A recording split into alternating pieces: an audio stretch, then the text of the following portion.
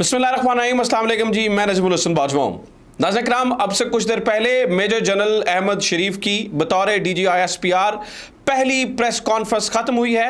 ये press conference तकरीबन 71 minute पर मुश्तमिल थी। इस प्रेस कॉन्फ्रेंस में बहुत अहम बातें हुई हैं। बड़ी तहलका खेज प्रेस कॉन्फ्रेंस थी।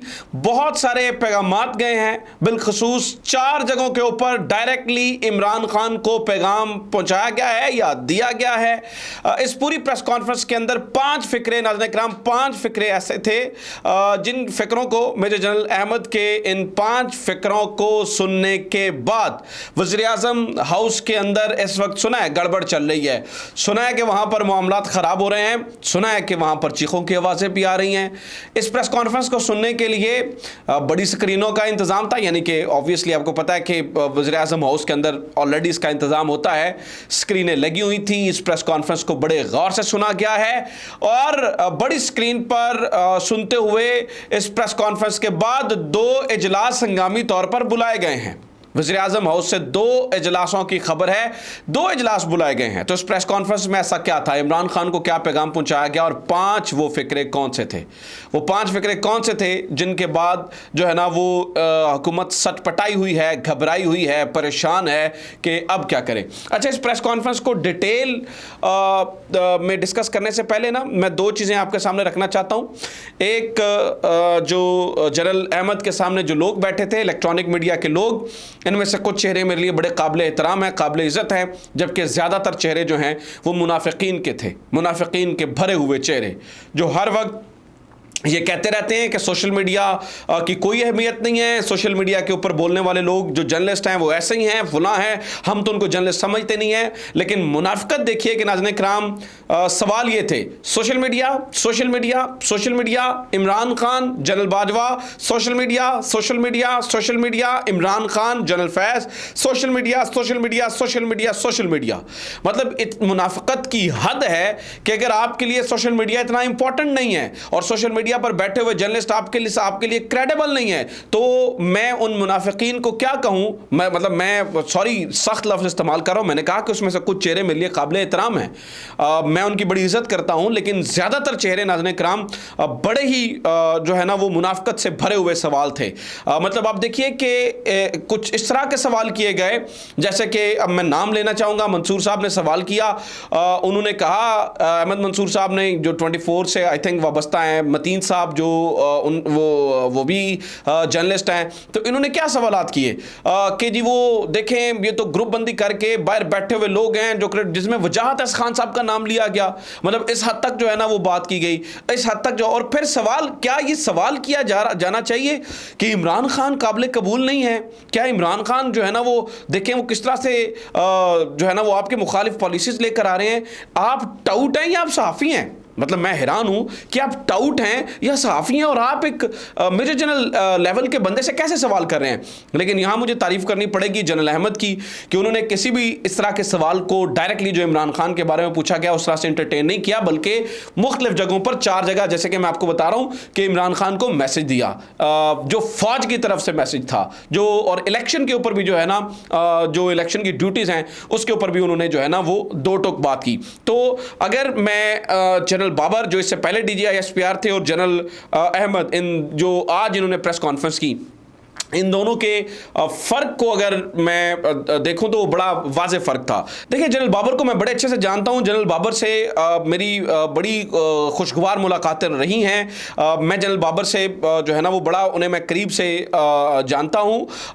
मेजर जनरल अहमद शरीफ से मेरी कोई मुलाकात नहीं है, लेकिन इसके बावजूद जनरल बाबर एक जब तक ये रजीम चेंज नहीं हुआ तो बड़े ज़बरदस्त किस्म जो है ना उससे डिफेंड करते थे, लेकिन आखिरी दिनों में जनरल बाबर से चीज़ें उस तरह से मैनेज नहीं हो रही थी, वो सवाल उस तरह से नहीं मैनेज कर पाते थे। लेकिन जनरल अहमद ने इन सवालात को बड़े ज़बरदस्त तरीके से जो है ना वो टैकल किया। तो दोनों का अगर मैं मुवाजना करूं तो आज वाज़ेह फ़र्क नज़र आया है जनरल बाबर में और जनरल अहमद शरीफ में। जनरल अहमद शरीफ ने ज़्यादा बेहतर तरीके से चीज़ों को जो है वो टैकल किया। अब आ जाते हैं इस प्रेस कॉन्फ्रेंस के ऊपर। सबसे पहले जो उन्होंने जनरल बातें की मैं उनका जिक्र आपके सामने कर देता हूं, फिर पर्टिकुलरली इमरान खान को जो पैगाम भेजा गया या दिया गया उसके ऊपर मैं बात कर देता हूं, और फिर वो वो जो 5 फिक्रें हैं जिनके बाद मैं आपको बता रहा हूं कि इस वक्त वज़ीर-ए-आज़म हाउस के अंदर जो है ना वो चीखो पुकार हो रही है, उसके ऊपर बात कर लेते हैं। सब आज असल में काउंटर टेररिज्म के ऊपर सबसे पहले मेजर जनरल अहमद शरीफ ने बात की।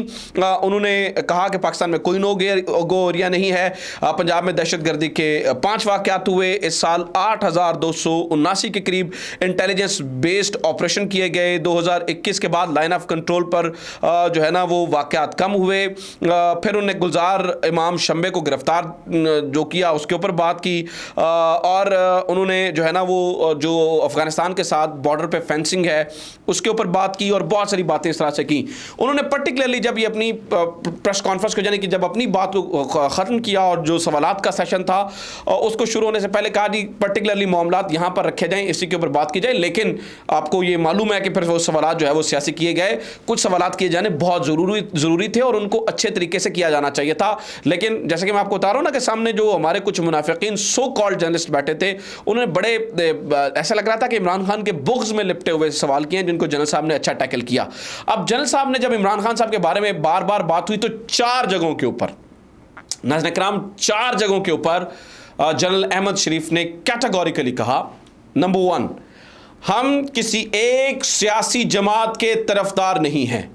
नंबर 2, किसी खास सियासी सोच या किसी मजहब की सरखूबी की जाए, किसी खास मजहबी सोच या किसी खास सियासी सोच की सरखूबी की जाए तो मुआशरे के अंदर इंतशार फैलता है। जब इमरान खान के बारे में पर्टिकुलर सवाल किया गया तो उन्होंने कहा कि क्या आप ये समझते हैं कि फौज को किसी खास तरफ का जो है ना वो सियासी तरफ का तरफदार होना चाहिए? नहीं, फौज को जो है ना वो क्या आप नहीं समझते कि जो है ना वो सियासत में नहीं लेकर आना चाहिए? बार बार पूछा गया।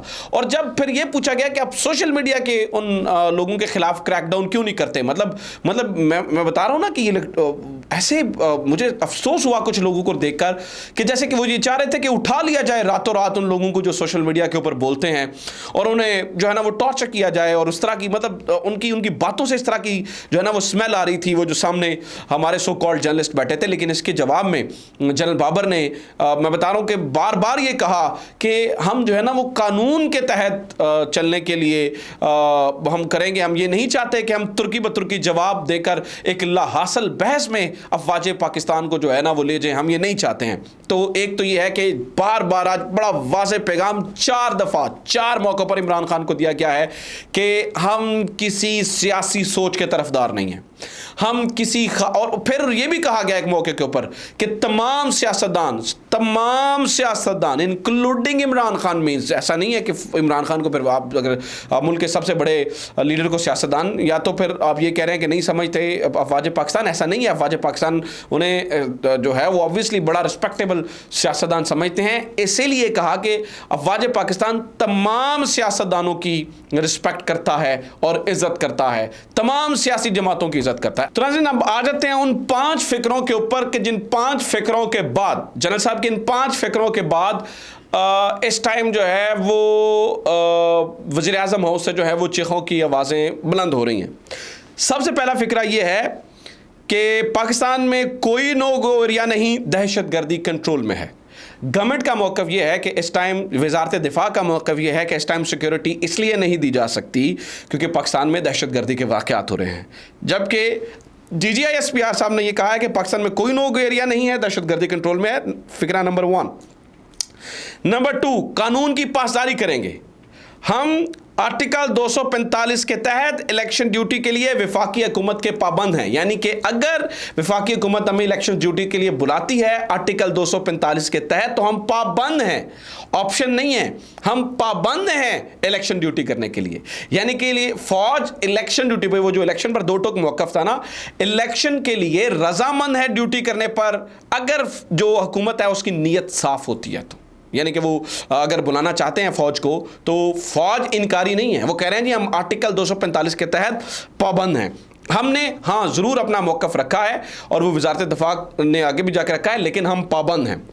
फिर उन्होंने कहा जी हम गैर सियासी हैं, हम किसी एक ख़ास जमात की तरफदारी नहीं करते, अवाम नहीं चाहती कि हम सियासत में हिस्सा लें, किसी एक सियासी जमात की फ़ौज नहीं है, किसी एक सियासी जमात की। बार बार जब पूछा गया ना कि आप, मतलब इंप्रेशन ये था सवालों का कि क्या आप इस वक्त हुकूमत के पीछे खड़े हैं, तो जिसके ऊपर मेजर जनरल अहमद शरीफ ने कहा कि हम किसी एक सियासी जमात की फ़ौज नहीं है। हाँ, हम आइन के तहत हुकूमत के साथ कोऑपरेट करने के पाबंद हैं, लेकिन इसका मतलब जो समझ आ रही थी बात कि इसका मतलब ये नहीं है कि जो पर्टिकुलर सियासी जमात इस वक्त गवर्नमेंट में है हम उसके तरफदार हैं। नहीं नाज़रीन, ये वो 5 फिक्रे थे जिन्होंने जो पिछले कुछ अरसे से हुकूमत ने पूरी एक जो है ना वो इमारत बनाई है उसको ज़मीन बोस कर दिया है, उसको ज़मीन बोस करके रख दिया है। तो इसको जो है ना वो समझने की ज़रूरत है, इसको समझने की ज़रूरत है कि वेयर थिंग्स आर गोइंग। क्या इमरान खान काबिल कबूल हैं? आज की गुफ्तगू से तो लग रहा है कि यस वो काबिल कबूल हैं। अब ये ज़रूर किया जा सकता है कि कहने की हद तक और प्रैक्टिकली कितना फ़र्क है, क्योंकि बहुत सारे लोग ये सवाल कर रहे हैं और कह रहे हैं कि कहा कुछ और गया है और प्रैक्टिकली कुछ और है। अगर तो ऐसा है तो फिर चीज़ें मुख्तलिफ होंगी, लेकिन जैसे DGI-SPR ने आज कहा वो चीज़ें थोड़ी मुख्तलिफ होंगी, और अगर तो उसी पर अमल होता है तो फिर तो ये तहरीक इंसाफ के लिए अच्छी खबर है, अच्छी बात है, और जो हुकूमत है उनके लिए ये बुरी खबर है। अपना ख्याल रखिए। खुदा हाफ़िज़। पाकिस्तान जिंदाबाद।